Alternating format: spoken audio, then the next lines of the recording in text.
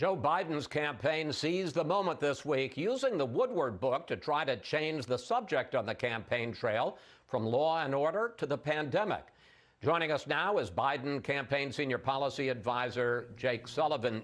Jake, Joe Biden has blistered President Trump's handling of the coronavirus, especially in the wake of Bob Woodward's new book and the revelations in that. But I want to focus first on Joe Biden's record in the early days of the pandemic. On January 27th, Biden wrote this for USA Today: "I am concerned that the Trump administration's short-sighted policies have left us unprepared for a dangerous epidemic that will come sooner or later."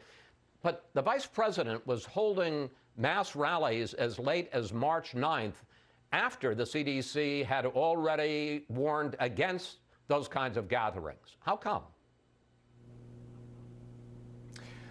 Well, first, Chris, you're right to point out that Joe Biden was warning that we were dangerously unprepared for a pandemic in January.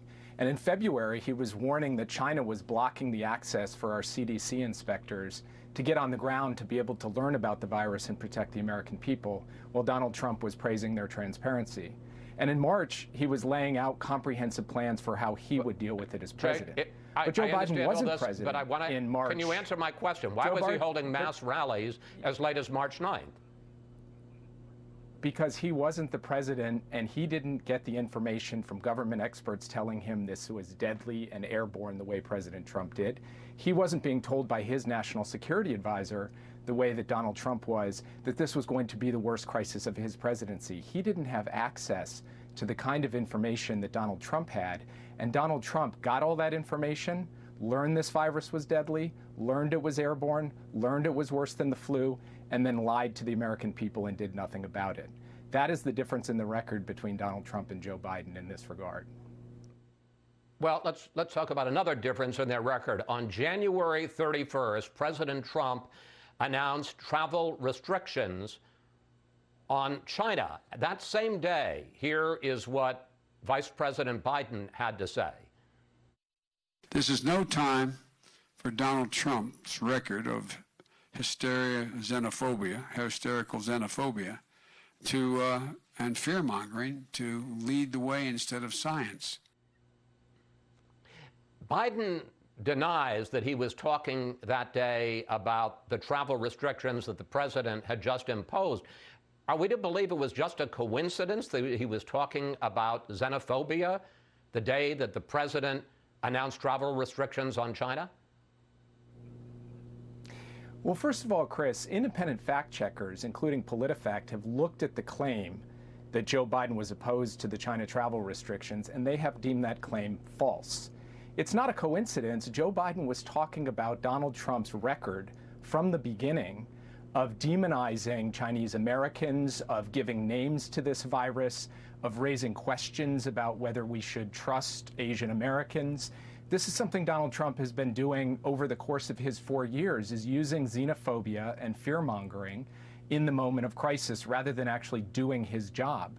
What Joe Biden said was that these travel bans can slow the virus, but they can't stop the virus. And that's what the record reflects.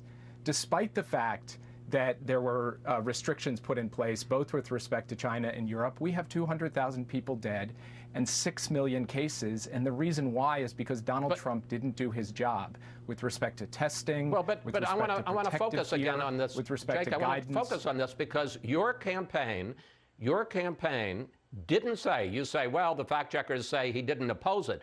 Your campaign didn't say that Biden approved of the travel restrictions until April.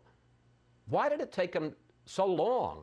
And would you agree that the president moving so much faster, January 31st, to impose travel restrictions when Biden didn't formally come out in support of the travel restrictions on China until April 3rd, that Trump's actions saved thousands of lives? First of all, Chris, the virus was already in the United States by the time that Donald Trump imposed these restrictions. And by the way, after he imposed the restrictions, tens of thousands of people came into this country from China. Why did it take Biden 2 months to approve the travel restrictions?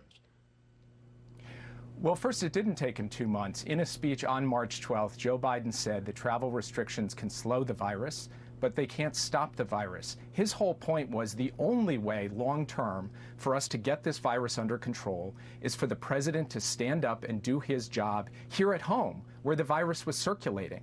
That's why he was placing so much emphasis on the kinds of things other countries did to get the virus under control. Testing, PPE, resources, all things Donald Trump didn't do, so that on Friday of this week, more than 1,000 Americans died, and in Canada, 0 did. That is the difference in failed leadership in the United States and the kind of effective leadership that Joe Biden would have brought to bear had he been president throughout this entire crisis.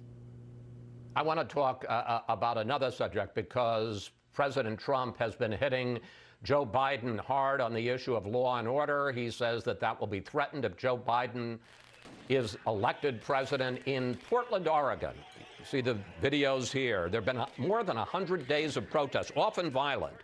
Does the president think the mayor of that city and the governor of the state have handled the 100 days of protests and riots in Portland properly? You said, does the president believe that? Or do you mean Vice President Biden? If I said that, I meant Vice President Biden. Vice President Biden believes that the single biggest difference between success and failure with respect to safety in these communities has been Donald Trump, not the local leadership. It has been Donald Trump pouring gasoline on the fire and causing more damage, more wreckage, more division, more violence, inciting his supporters, for example, to drive convoys through the streets, firing paintball and spraying pepper spray on protesters. That's what Joe Biden wants to stop. But he Jake, condemns violence on both the left and the right. Jake, it's up to the mayor to call out the police force. It's up to the governor to call out the National Guard. Don't they bear some responsibility for the 100 days? Can you really say it's President Trump in Washington who's causing all the protests? Or, more importantly, failing to stop all the protests?